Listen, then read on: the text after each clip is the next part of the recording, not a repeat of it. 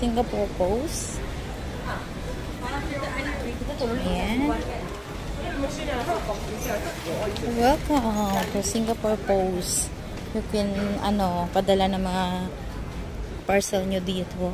Mga sulat, important document. Ayan. Ito yung Singapore Post. Ayan, may mga machine dito. Pwede nyo i-ano yung mga pinadala nyo dito. Ayan, isang bansa nyo, pwede kayong mag-scan dito ng mga items, tapos ilalagay dito sa box. Tapos sila na bahala mag-send. Dito yung mga officers dito.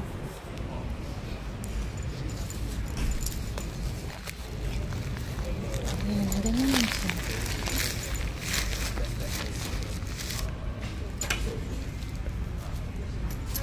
Pwede kayong bumili dito, ng mga iba't ibang bags designed with the Singapore Post. Ayan. Ayan, DHL pwede din. Shipment. Ayan. Ayan, ito yung malaki yung Singapore Post dito, guys. Center Post Office. Ayan siya. Ayan. O, diba? After that, may mga palaruan ng mga bata dito. O, yan. Hindi yung mga batang maglaro dito. Daming pwedeng gawin dito sa place na ito.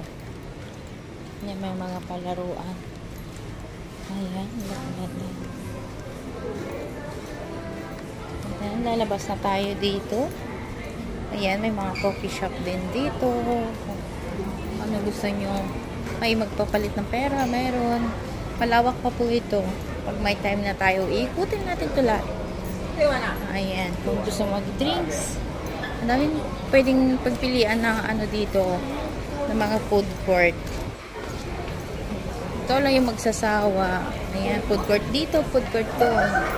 Restaurant ito, ayan. Kahit saan, magkadikit-dikit lang po yan, pero ang daming tao. Sana naman, busy sila.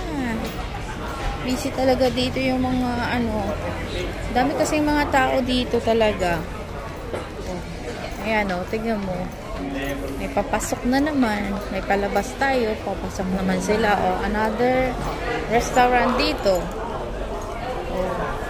Here also, drinks. Another dessert. Ayan. Kahit saan pwede. Ang dami food. Hindi lang yan dito. Hanggang taas pa yan. Ayan, dito din.